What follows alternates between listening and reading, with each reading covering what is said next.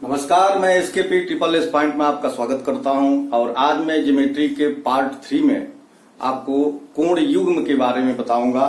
ये कोण पेयर्स में आते हैं और ये अपना अलग तरीके का गुण रखते हैं और ज्यादातर एक दिवसीय परीक्षाओं में इन पेयर्स से रिलेटेड क्वेश्चन आए हैं और आगे भी ज्योमेट्री पढ़ने में इन पेयर्स ऑफ एंगल्स का काफी उपयोग होता है। वीडियो के पार्ट 2 में एंगल्स यानी कोणों के प्रकार क्या हैं, कौन कौन कोण होते हैं, उनको मैंने डील किया है।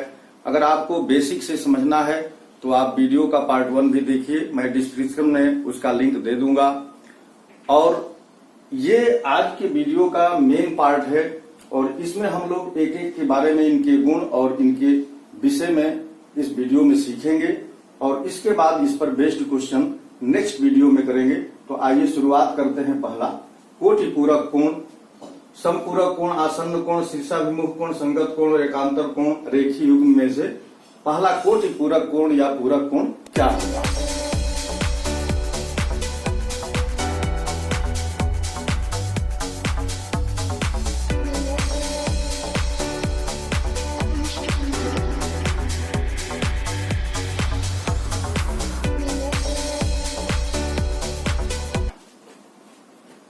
कोटि पूरक कोण या पूरक कोण भी इसे कहते हैं और अंग्रेजी में इसे कॉम्प्लीमेंट्री एंगल कहते हैं। जिन दो कोणों का योग 90 डिग्री के बराबर हो जाए कोटि पूरक कोण कहलाते हैं। जिन दो कोणों का योग 90 डिग्री के बराबर हो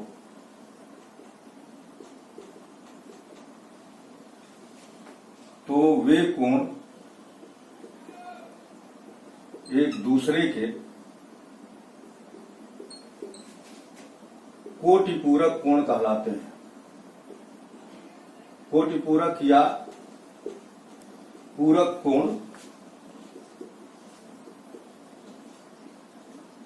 कहलाते हैं। देखिए, इसे चित्र से अगर समझा जाए तो ये एक 90 डिग्री का कोण है, ए, ओ और बी, और इस कोण को ये 90 डिग्री का है।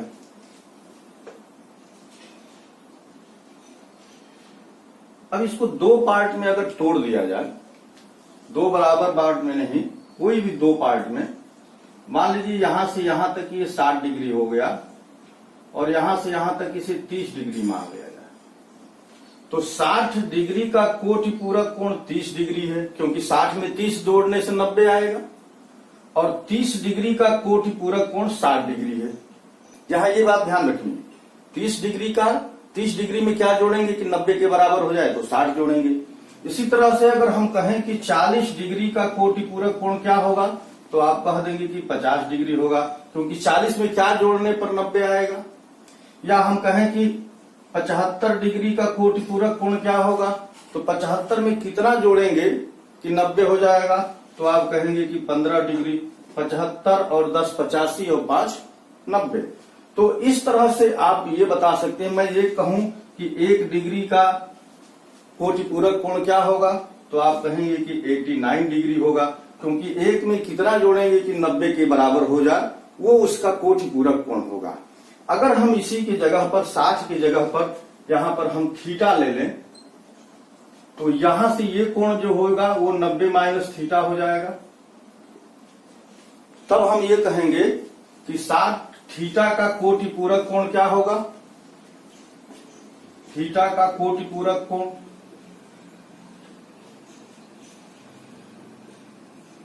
90 डिग्री माइनस थीटा होगा और 90 डिग्री माइनस थीटा का कोटि पूरक कोण थीटा के बराबर होगा। ये एक दूसरे के पूरक होंगे, कॉम्प्लीमेंट्री होंगे। अब आपसे जब भी कोई पूछेगा कि भाई 10 डिग्री का कोटि पूरक कोण क्या है तो 10 में क्या जोड़ेंगे कि 90 आ जाए, तो आप कह देंगे 80 डिग्री, तो 80 डिग्री उसका कोटि पूरक कोण है। अब आइए हम लोग समपूरक कोण की बात करते हैं। तो दूसरा इसका है समपूरक कोण और अंग्रेजी में इसे सप्लीमेंट्री एंगल कहते हैं।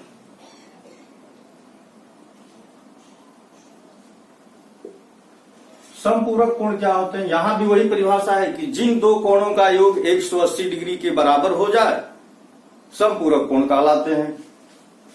तो जिन दो कोणों का योग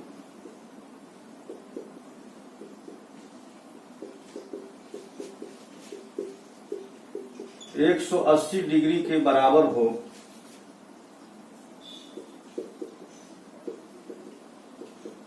वे कोण एक दूसरे के समपूरक होते हैं। वे कोण एक दूसरे के समपूरक होते हैं। इसका मतलब क्या हुआ कि अगर हम 180 डिग्री का एक कोण बनाएं, ये ए, ये ओ मान लें, ये बी मान लें, और ये पूरा कोण 180 डिग्री का है, क्योंकि आप जानते हैं कि एक सीधी रेखा जो है 180 डिग्री का होती है। तो अगर हम इसे एक पार्ट में बांट दें, इसको सी मान लें, और यहां से यहां तक इसको कहें कि ये 120 डिग्री है, तब हमको यहां से यहां तक कहना पड़ेगा कि ये 60 डिग्री है। तो ये दोनों मिलकर 180 डिग्री हो रहे हैं। तो 120 डिग्री का समपूरक कोण 60 डिग्री है और 60 डिग्री का समपूरक कोण 120 डिग्री है। अगर हम इसी को यहां से यहां तक को थीटा मान लें, तो यहां से यहां तक जो कोण होगा वो 180 डिग्री माइनस थीटा होगा। तो थीटा का समपूरक कोण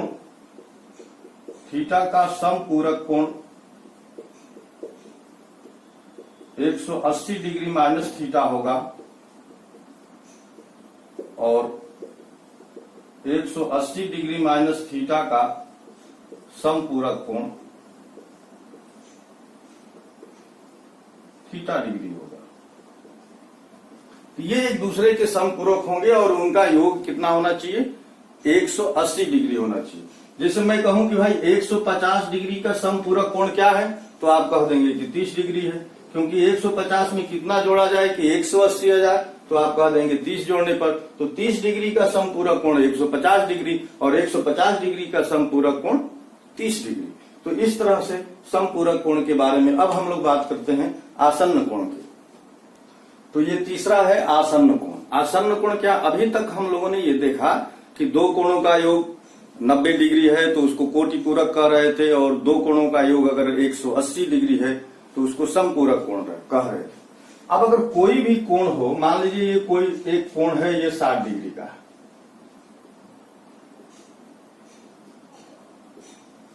अब इसका अगर कोई पार्ट कर दिया जाए,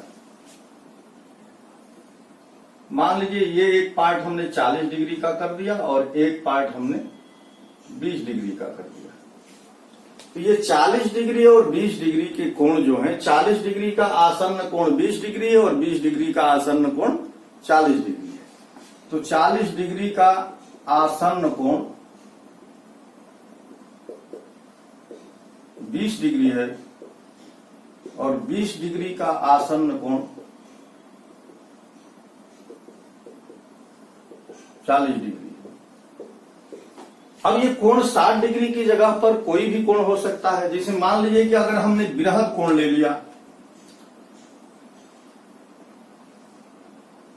यहां से यहां तक हमने ले लिया ये 280 डिग्री या 300 डिग्री हमने ले लिया, ये एक 300 डिग्री का कोण ले लिया।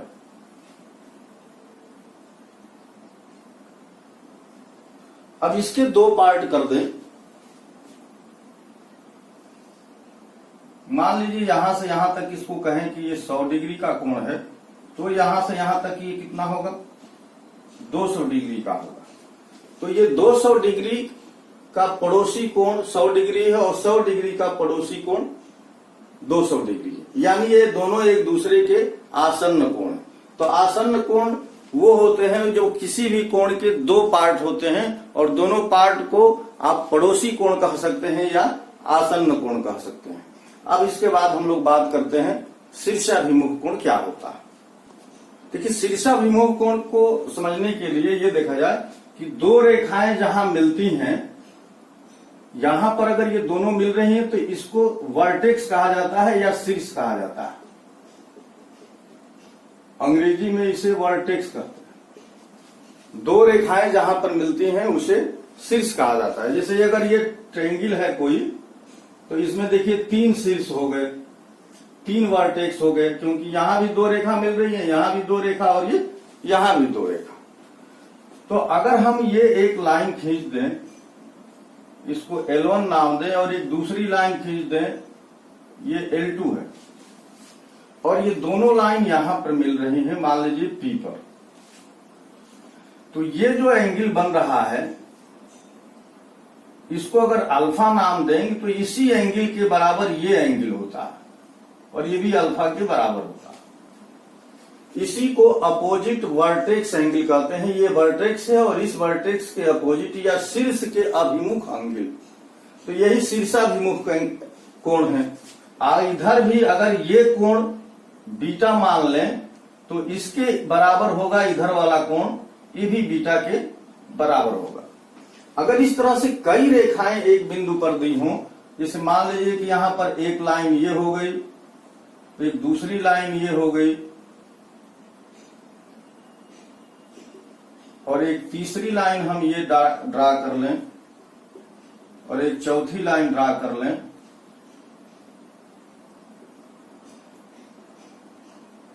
तो ये L4 है, ये L3 है, ये L2 है, और ये L1 है। अब आपको शीर्ष के अभिमुख कोण देखना है। तो देखिए यहां पर अगर हम इसको मान लेते हैं कि ये A डिग्री का कोण है, तो ये भी A डिग्री का होगा। ये सामने सामने देखेंगे। फिर इस कोण के सामने देखिए, इस कोण के सामने अगर ये B डिग्री का है तो ये B डिग्री का होगा। अगर ये C डिग्री का है तो ये C डिग्री का होगा, और ये वाला अगर D डिग्री का है तो ये D डिग्री का होगा। तो हर अपोजिट एंगल जो है वो अपोजिट जो होंगे, जो शीर्ष के साथ साथ होंगे, उन्हीं को शीर्षाभिमुख कोण कहेंगे। आज सभी कोणों को अगर जोड़ लिया जाए, सभी को जोड़ लिया जाए, तो आप देखिए 2 बार A इस्तेमाल हुआ, 2 बार B, 2 बार C और 2 बार D, तो ये सभी मिलके 360 डिग्री के हो जाएंगे। तो 2A plus 2B plus 2C plus 2D ये मिलकर 360 डिग्री के हो जाएंगे। और 2 सब जगह से कॉमन ले लिया जाए तो A plus B plus C plus D ये 180 डिग्री के बराबर होगा। तो ये पूरा का पूरा अगर यहां से लेकर के पूरा एक सर्किल बना दिया जाए और सारे कोणों को जोड़ दिया जाए, तो सभी कोणों का योग जो है 360 डिग्री के बराबर होगा। और क्योंकि शीर्षाभिमुख कोण है तो सारे कोण डबल डबल हो जाएंगे। अब हम लोग बात करेंगे संगत कोण क्या होता है।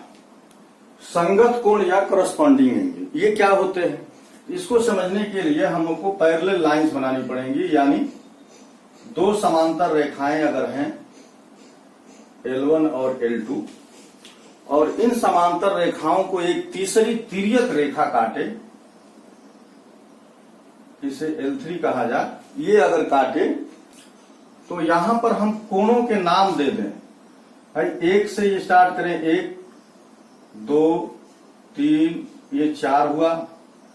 फिर यहां से स्टार्ट करें 5 6 7 और ये 8। तो कुल यहां पर देखिए, यहां पर 4 कोण बने हैं और यहां भी 4 कोण बने हैं। अब संगत कोण क्या होता है कि ये जो L3 लाइन है, इस लाइन के इधर संगत कोण बराबर होते हैं और इस लाइन के इधर भी संगत कोण बराबर होते हैं। दूसरी चीज, संगत कोण में एक व्यवस्था और होती है कि एक कोण इन 2 लाइंस के बाहर होता है और दूसरा अंदर होता है। तो यहां पर कोण 1 जो है, कोण 1 के बराबर कोण 5 है। तो देखिए कोण 1 बाहर है और कोण 5 इन दोनों के बीच में है। अगर हम अंदर वाला कोण लेंगे तो इसके बराबर बाहर वाला कोण होगा, यानी कोण 4 के बराबर होगा कोण 8। इसी तरह से यहां देखिए कोण 2 बाहर लिए हैं तो उसके बराबर कोण 6 होगा।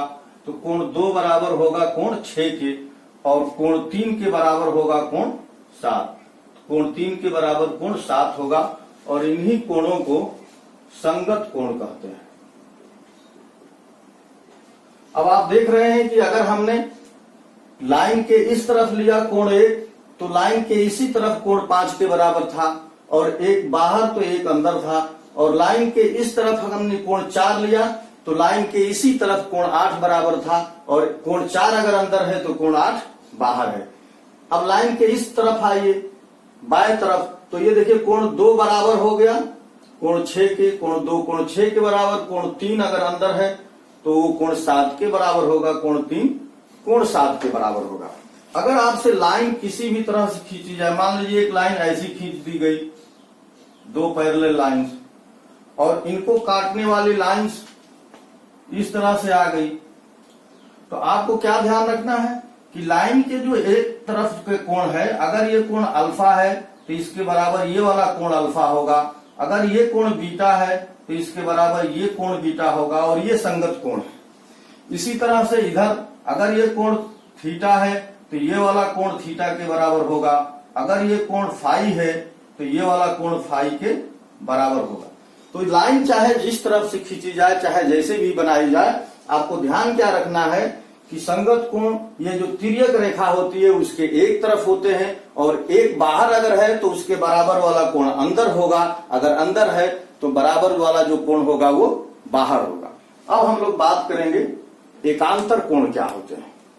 एकांतर कोण को भी या अल्टरनेट एंगल को भी समझने के लिए हमको समांतर रेखाओं की बात करनी पड़ेगी।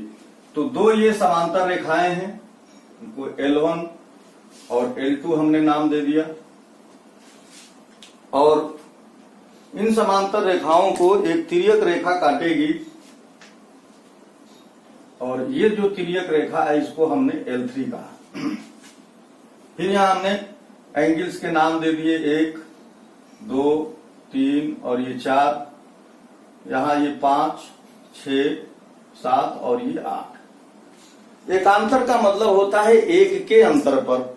इसका मतलब क्या हुआ, जैसे मान लीजिए कि 1 2 3 4 ये इस तरह से संख्याएं लिखी हैं, तो अगर हमने 1 लिया तो 2 को नहीं लेंगे, 3 को लेंगे, फिर 3 को लिया तो 4 को नहीं लेंगे, 5 को लेंगे, तो 1 को छोड़कर 1 लेना होता है।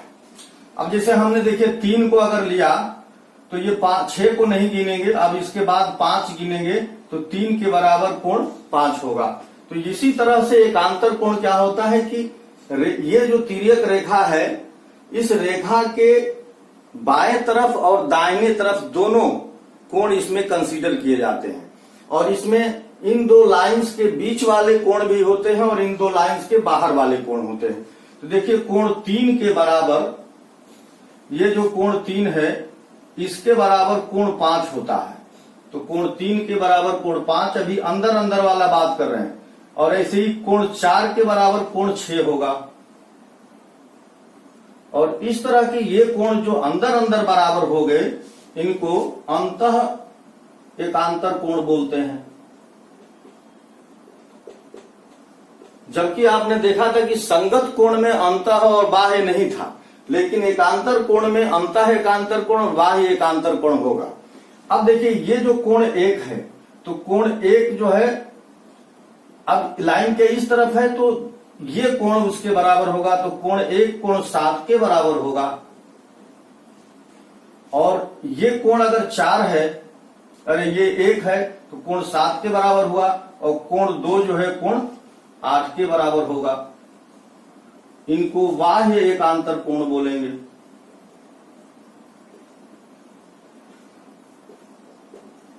तो इसमें यही रहता है, एक लाइन के इस पार रहेगा तो उसके बराबर लाइन के दूसरी तरफ रहेगा। अगर ये बाहर है तो इसके बराबर वाला कोण भी बाहर होगा, अगर ये कोण 2 है तो बाहर वाला ही कोण 8 इसके बराबर होगा। तो एकांतर कोण और संगत कोण की बात हो गई। अब आज का लास्ट जो कोण है वो है रेखीय युग्म के बारे में जानना। देखिए लीनियर पेयर या रेखीय युग्म क्या होता है। तो लीनियर पेयर या रेखीय युग्म किरणों से मिलकर बना है, यानी रेज से मिलकर बना है। इसका क्या मतलब हुआ कि देखिए हमारे पास 2 रेज हैं, एक रे OA है और दूसरा रे OB है, और ये एक दूसरे के अपोजिट हैं, और इनको एक तीसरी रे इनके इंड पॉइंट पर मिले। मान लीजिए ये तीसरी रे और तीनों रेज का जो इंड पॉइंट है वो O पर मिल रहा है, तो ये किरण कहलाती हैं। OA, OB और OC ये किरणें हैं, किरणें यानी रेज हैं, और OA OB के अपोजिट है। देखिए OA जो है OB के अपोजिट हो, और OC का जो एंड पॉइंट है, और OB का एंड पॉइंट और OA का एंड पॉइंट, तीनों का एंड पॉइंट एक पॉइंट पर मिलता है, तब उस स्थिति में यहां से यहां तक जो एंगल है, अगर ये A डिग्री का है और ये B डिग्री का है, तो इन दोनों का जो योग होता है A प्लस B, वो 180 डिग्री यानी 180 डिग्री के बराबर होता है, और इसी को लीनियर पेयर कहते हैं। और लीनियर पेयर और समपूरक कोण में आप देखेंगे कि अंतर जैसा नहीं दिख रहा है। यहाँ पर समपूरक कोण में रेखाओं की बात की गई है, और यहाँ पर उन्हीं रेखाओं को किरण कहा गया है कि तीन किरणों के अगर एंड पॉइंट यानी जो बंद वाला सिरा है एक बिंदु पर मिले, और उसमें से दो किरणें एक दूसरे के अपोजिट हों, और इस प्रकार से जो कोण ये बने, तो इन दोनों कोणों का योग 180 डिग्री के बराबर होता है। तो फ्रेंड्स, आज हम लोगों ने ये कोण युग्म के बारे में जाना, और नेक्स्ट वीडियो में इस पर बेस्ड हम लोग क्वेश्चन करेंगे। और इसके पहले वाले वीडियो में टाइप्स ऑफ एंगल्स क्या होते हैं ये सीखा है वीडियो के पार्ट 2 में, और वीडियो के पार्ट 1 में रेखाएं क्या होती हैं, बिंदु क्या होता है, उसका बेसिक डिफिनीशन दी गई है। तो आप दोनों वो वीडियो जरूर देखिए, उन दोनों का लिंक मैं इस वीडियो के डिस्क्रिप्शन में दे दूंगा। वीडियो देखने के लिए आपको बहुत बहुत धन्यवाद। नमस्कार।